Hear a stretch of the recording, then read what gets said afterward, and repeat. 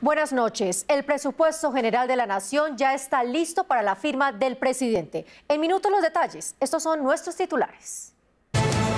Educación y salud por encima del sector defensa en el presupuesto para 2022.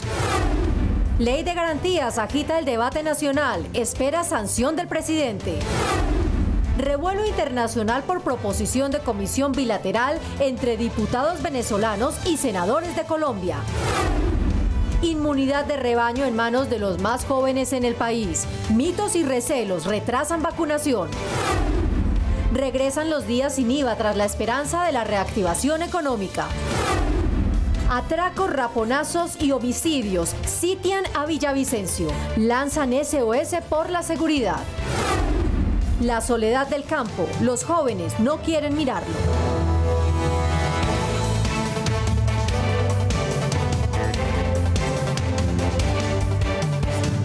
Empezamos contándoles que la educación es el sector más favorecido con los rubros presupuestales aprobados por el Congreso de la República.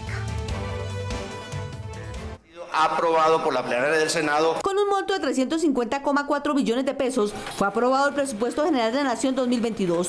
209,1 billones de pesos serán destinados para gastos de funcionamiento, 71,7 billones de pesos para el pago del servicio de la deuda y 69,6 billones serán para la inversión. Es un presupuesto ajustado a la realidad social y política y económica que está viviendo Colombia. Los sectores con mayor destinación presupuestal son educación con 49,5 billones, defensa y policía con 42,6 billones, salud y protección social con 41,9 billones, trabajo con 34,7 billones, hacienda con 24,3 billones e inclusión social y reconciliación con 23,2 billones de pesos. Creo que es un presupuesto que realmente está cumpliendo las brechas que se abrió a través de la pandemia. En materia de inversión, el presupuesto le da prioridad a la generación de empleo y la reactivación económica. Y quiero mostrar cómo pasamos de 62 billones propuestos por el gobierno nacional a 69,6. Incrementamos los ponentes 7,4 billones de pesos y con relación a este año 21, 11 billones de pesos. Es el presupuesto de inversión más alto de la historia de los presupuestos en Colombia. También fueron destinados recursos para apoyar a los jóvenes. Habrá matrícula cero en educación superior pública y podrán contar con un subsidio del 25% para el pago de su salario a quienes los contraten. Algo maravilloso para los jóvenes estratos 1, 2 y 3 que quieran entrar a la policía, al ejército, a la Fuerza Aérea, a la Armada, gratuidad en el curso de incorporación. Hoy un papá tiene que pagar entre 5 y 8 millones, ahora van a tener esa gratuidad. Durante la aprobación, el gobierno aseguró que el presupuesto 2022 está ajustado a la realidad económica, social y fiscal del país y cumple con las metas de reactivación económica, generación de empleo y reducción de la pobreza. Y los programas sociales que desarrolla el gobierno ya tienen estipulados los montos que van a recibir. Estos son los detalles.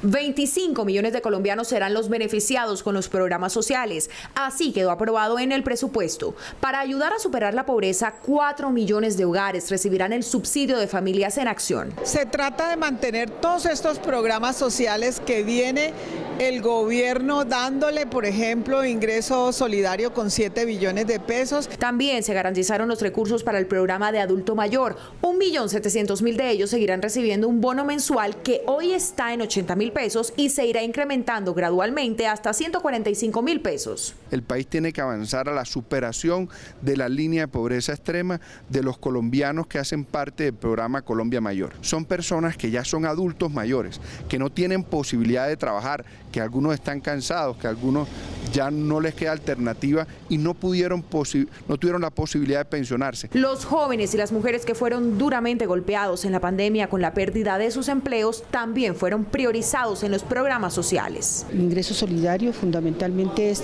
que quedó establecido que el 30% será focalizado en hogares que tenga una mujer como cabeza de hogar. En el presupuesto también se aseguraron los recursos para el programa de apoyo al empleo Empleo Formal PAEF. 400.000 trabajadores de micro y medianas empresas recibirán un apoyo para el pago de su salario. Se incrementa más o menos la partida en un 40%, dando sostenibilidad hasta el año 2022. Eso implica que a las personas se les va a facilitar su diario vivir. Dentro de los programas de inclusión social también se destinaron recursos para los proyectos de asistencia a la primera infancia, formación para el trabajo por parte del SENA y créditos y becas del ICETEX. Sin embargo, y pese a las cifras, los senadores de la oposición consideran que los dineros para el desarrollo social se quedaron cortos. Para los senadores de oposición, el presupuesto aprobado no tiene una visión de desarrollo que permita salir al 70% de los colombianos de su condición de pobreza y vulnerabilidad. Aseguraron es inaceptable destinar 12% del presupuesto al sector defensa y menos del 1% a sectores como cultura, medio ambiente, paz y deportes. Ese presupuesto es absurdo, es ridículo, ese presupuesto es inaceptable, por eso pedimos que se negara. Afirman se debió destinar menos recursos para el pago de la deuda y más dinero en la generación de empleo y la reactivación económica. Nosotros no podemos seguir siendo el alumno lambón del Fondo Monetario Internacional, que es el único que paga la deuda sin diferirla. Algunos señalaron que el presupuesto reduce el gasto social en sectores como salud, educación y agricultura. La fracción que se dedica a lo social va a ser menor que la de este año y eso inclusive está prohibido por la Constitución Política de Colombia. Afirmaron además hay departamentos como Chocó y Putumayo que no recibirán los recursos necesarios para atender sus necesidades. Me parece que es un trato descomedido con la gente, porque son los que menos vivienda tienen, los que menos carreteras tienen, los que tienen además una riqueza inmensa y nunca se les tiene en cuenta. También manifestaron que el presupuesto destinado para la paz, 780.000 millones de pesos, no son suficientes, lo que profundiza más la crisis social. El artículo que suspende la Ley de Garantías continúa generando polémica. En la aprobación del presupuesto, senadores expresaron sus pro y contra. Una amplia polémica generó la aprobación del artículo 125 del Presupuesto General de la Nación, que permitirá a los entes territoriales poder contratar con el Estado durante la época electoral que se avecina el próximo año. Suspender la Ley de Garantías en pleno proceso electoral no es más que una participación directa del Gobierno Nacional en estas elecciones. Otros senadores defendieron lo aprobado. Afirman que debido a la pandemia, muchos alcaldes no han podido avanzar en sus planes de desarrollo y tienen estancados más de 7.000 proyectos. Ellos han sido los que nos han pedido que eliminemos esta Ley de Garantías, no para hacer las cosas a dedo, para ellos hacer licitaciones públicas con pliegos tipo. Los grandes escándalos de corrupción de este país se han generado en las esferas capitalinas, no en las regiones. Por lo tanto, tenemos que fortalecer el 92% de los municipios de este país que son categoría sexta. Y para desarrollar sus planes de desarrollo necesitan de la ayuda del Gobierno Nacional. Y eso se suspende con la entrada en vigencia de la Ley de Garantías. Indican que es necesario liberar los recursos para que los entes territoriales, es decir, alcaldes y gobernadores, puedan inyectarlos en obras de infraestructura y programas sociales. Esto va a garantizar que los municipios de Colombia, que los alcaldes, que los gobernadores puedan hacer esas obras pequeñas de infraestructura como placahuellas, como canchas polideportivas, como hospitales, como escuelas, que está requiriendo con urgencia la población colombiana. Ante la discusión, fue aprobado que para evitar actos de corrupción, todos los proyectos que se ejecuten deberán realizarse con licitación pública y pliegos tipo.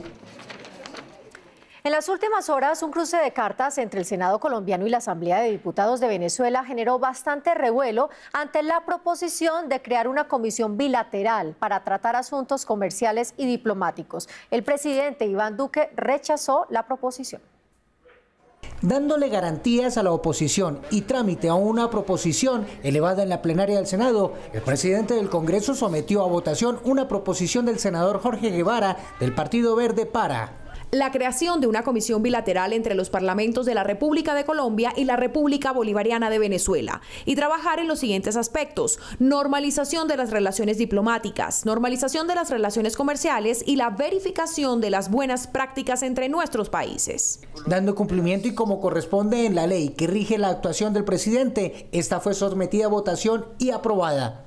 Pero como reza en la Constitución, el jefe del Estado respondió y aseguró: mientras yo sea el presidente de Colombia y en defensa de la Carta Democrática y en defensa de los valores que hemos construido con muchos países, además soportados por una denuncia contra el dictador ante la Corte Penal Internacional, no vamos a reconocerlo.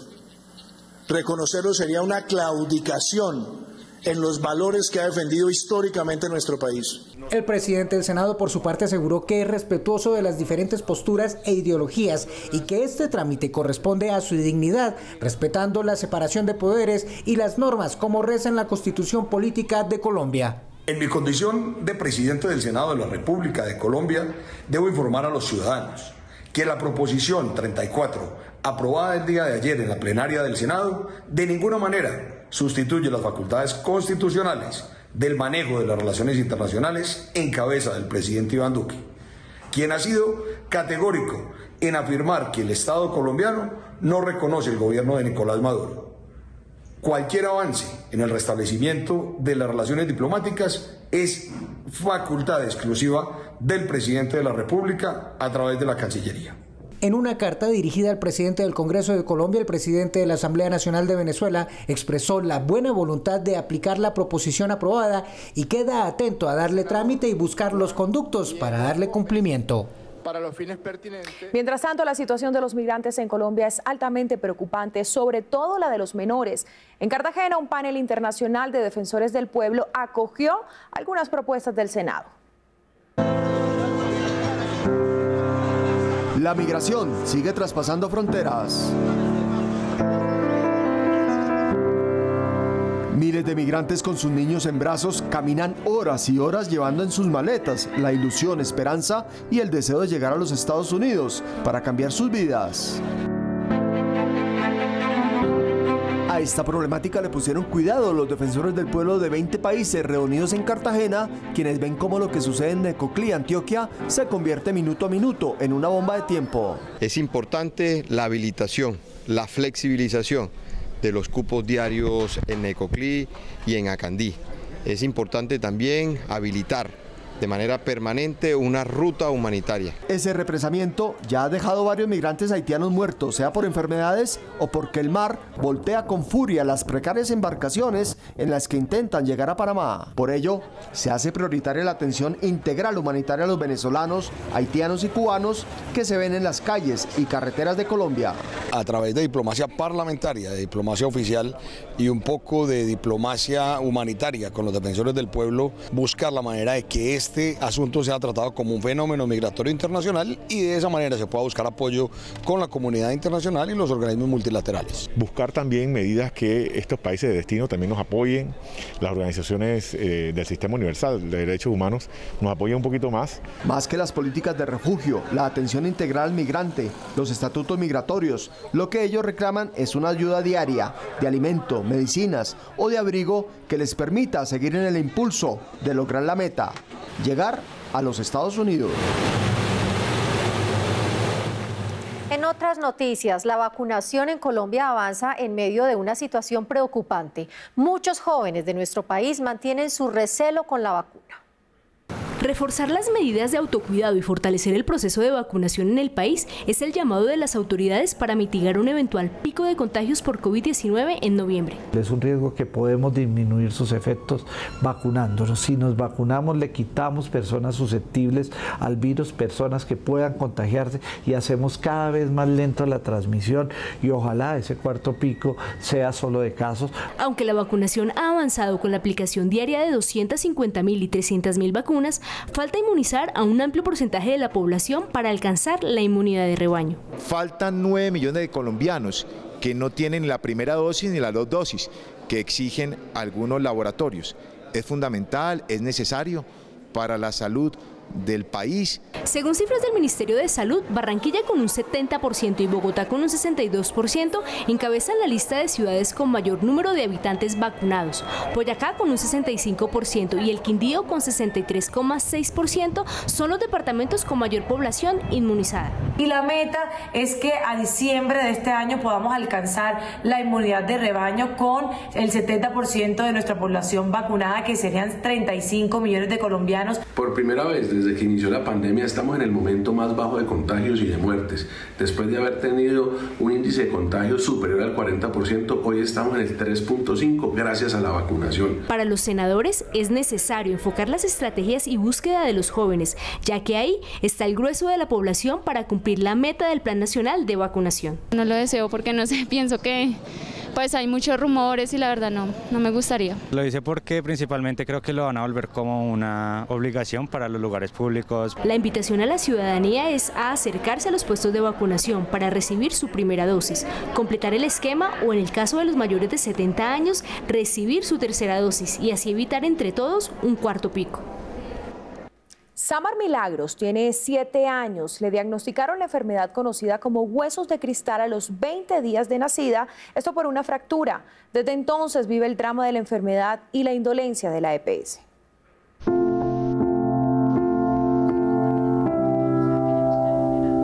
Ella es Samar Milagros y la mujer que la acompaña, Jennifer, su mamá.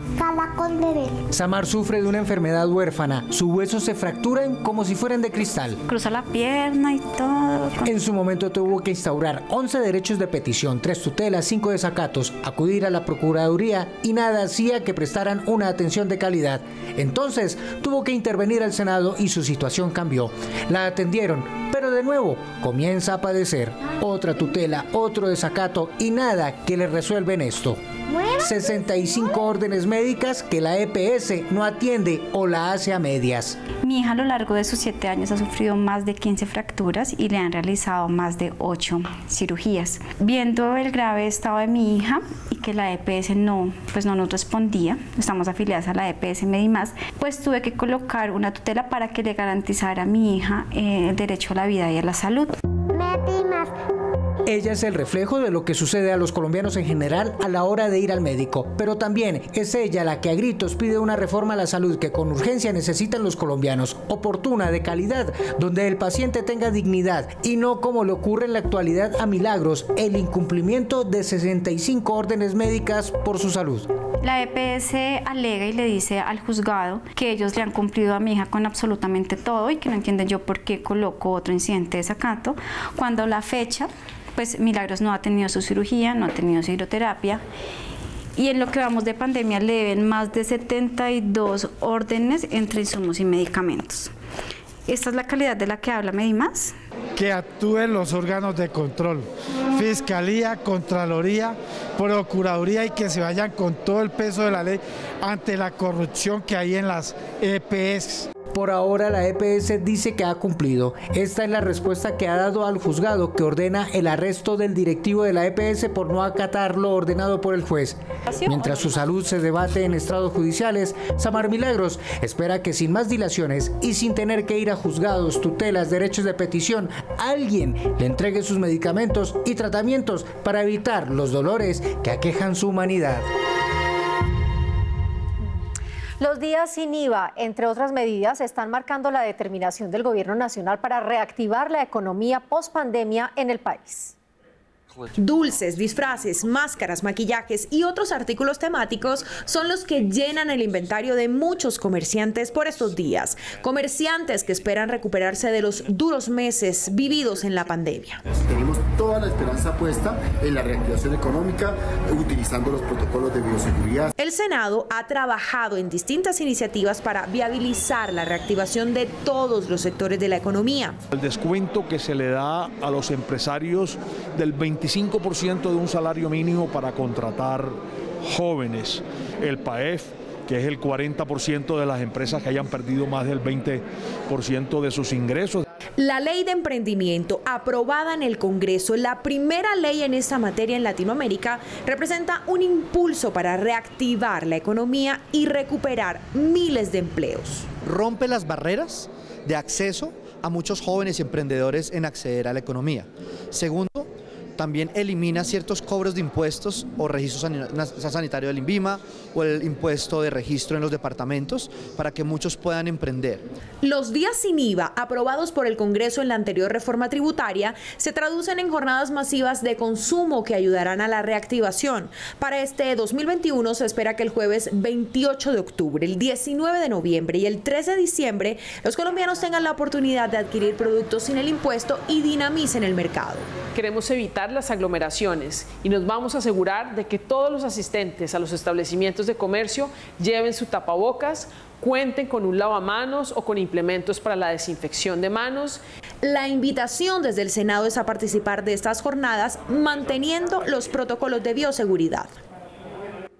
Y en Villavicencio se ha lanzado un SOS al gobierno nacional por la situación de inseguridad, para algunos desbordada en la capital del Meta.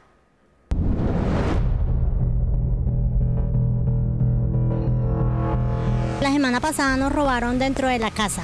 Estas imágenes y voces se han vuelto comunes en varias ciudades del país, una de ellas Villavicencio. Según datos de la policía, en esta ciudad entre enero y septiembre de 2021 han ocurrido 53 homicidios, 1.587 hurtos a personas, 367 a residencias y 365 a comercio, entre otros hechos delictivos. El hecho más reciente, el asesinato del coronel del ejército José Beltrán. No, es terrible, es el palpable todos los días. Ya el tema no es solamente que te robaron la cadena ni el celular, ya el tema es de heridos, de apuñaleados, de muertos. Ya no puede uno andar por ahí tranquilo porque en cualquier momento lo pueden atracar. Por esto piden acciones inmediatas. Que miren a ver cómo castigan a esa gente, porque los cogen y a la media cuadra los sueltan y siguen haciendo lo mismo. Debería haber más presencia policial o hacer brigadas de vigilancia o alguna cosa, pero está delicado. Ante esta situación, la primera vicepresidenta del Senado pidió al gobierno nacional que se adelante un consejo de seguridad en la ciudad para buscar soluciones y así ponerle fin a esta problemática. Esto no lo podemos permitir, esto no se puede seguir deteriorando. Por eso le pedimos al señor ministro, mediante un oficio, que sea él el que presida el Consejo de Seguridad en Villavicencio, que lo haga de manera urgente y que destine toda la contundencia de nuestra fuerza pública para combatir este flagelo. Para la senadora es indispensable la ampliación de pie de fuerza y patrullajes permanentes para recuperar la paz y la tranquilidad en la ciudad. Con todo tipo de campañas e iniciativas, el Congreso hace un llamado a las mujeres colombianas para que se interesen por su participación política. Aunque en los últimos años las mujeres han venido ganando espacios de representación política, todavía existe brecha frente a los hombres. Es más difícil para ellas, más para nosotras, más excluyente, más hostil, y por eso tenemos que cambiar todas esas limitaciones. Pensamos que las mujeres tenemos un espacio también en todos los ambientes amplios, en los ambientes abiertos, y la política había sido tal vez uno de los sectores donde las mujeres teníamos menos presencia. Según cifras del Consejo Nacional Electoral, las mujeres elegidas para el Congreso de la República, asambleas y consejos municipales en las últimas elecciones no superan el 20% en ninguna de estas corporaciones. Frente a estas cifras y de cara a las próximas elecciones, senadoras de la Comisión de la Mujer creen que es necesario que al interior de los partidos políticos se dé prioridad a la participación de más mujeres. Aprobamos el Código Electoral en donde nos da la oportunidad a las mujeres 50% y 50% en esas listas para podernos elegir. Pero esto no es suficiente, a las mujeres hay que darles garantías, hay que darles beneficios. Y lanzamos la estrategia Más Mujeres, Más Democracia. ¿Cuál es el objetivo? Apostarle a la paridad, que en las próximas elecciones del Congreso de la República, ojalá, ese es el sueño, pudiéramos tener la mitad del Congreso compuesto por mujeres. En medio de los foros y reuniones para incrementar la participación política de las mujeres, fue recordada la frase de la primera mujer senadora en Colombia, Esmeralda Arboleda, quien decía: no digan no puedo, digan no quiero, porque con voluntad todo se puede hacer. Miren, y de ser aprobada una iniciativa en la Comisión Sexta del Senado, todos los alcaldes y gobernadores del país estarían obligados a recibir una cátedra ambiental que les permita trabajar y también desarrollar asuntos relacionados con la conservación de los recursos naturales. Lo que se quiere es que los tomadores de decisiones que impactan al país tomen las mejores en cada una de las instancias a la hora de impartir normas, elaborar documentos, leyes y acuerdos de orden nacional, departamental y municipal en temas ambientales. El cambio climático es una amenaza real, concreta, no contra los ciudadanos de hoy, sino contra los ciudadanos del futuro, porque si no tratamos ya ese problema, no lo abordamos como debe ser, el futuro de la humanidad está amenazado. Cada persona elegida para el Congreso de la República, una asamblea departamental, un consejo municipal, una gobernación, una alcaldía municipal, la presidencia de una junta de acción comunal o la presidencia de una junta administradora local, asistirá a la cátedra de cambio climático. Hemos aprobado en la comisión una cátedra de cambio climático.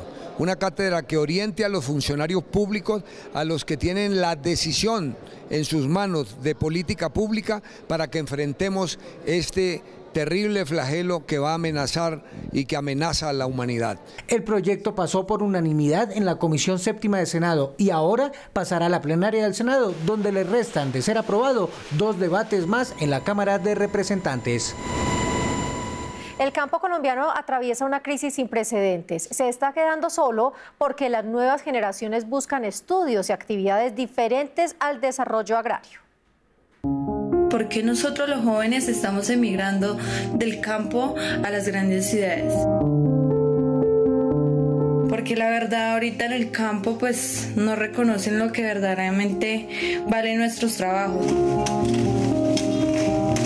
Creo que nosotros emigramos hacia las grandes ciudades porque se nos presenta más oportunidades económicamente, podemos estudiar mejor. Hoy las fincas colombianas no tienen herederos. Hoy no hay joven que quiera dedicar su vida al campo. La pobreza que se vive en las zonas rurales y la dificultad para tener una vida mejor los espanta. La mayoría no quiere repetir la historia de unos padres a quienes ha visto matarse trabajando al sol y hoy no tienen ni siquiera la posibilidad de una pensión. Son varias las razones por las que los jóvenes no quieren estar en el campo. Según ellos, la educación en las escuelas rurales no les da conocimientos aplicables para ser productivos en el campo. En los próximos meses o años no va a haber quien trabaje en el sector rural debido al precio de los insumos y fertilizantes que se han incrementado hasta en un 80%. Ante la falta de rentabilidad en el sector agropecuario, senadores aseguran que se deben tomar acciones inmediatas para que esta realidad cambie y los jóvenes retornen al campo. Revisar los tratados de libre comercio, colocarle un tope a los precios de los insumos, promover la asociatividad campesina, asignarle un presupuesto importante dentro del rubro a la economía campesina. Por esto, para no poner en peligro la seguridad alimentaria del país, se requiere, según los senadores, trabajar en varios frentes para que la población rural cuente con vías de acceso, vivienda rural, servicios públicos y educación con enfoque diferencial para que puedan desarrollar a plenitud el campo colombiano. Marcela, y con esta nota terminamos. A ustedes gracias por acompañarnos. Los esperamos en nuestra próxima emisión. Hasta entonces.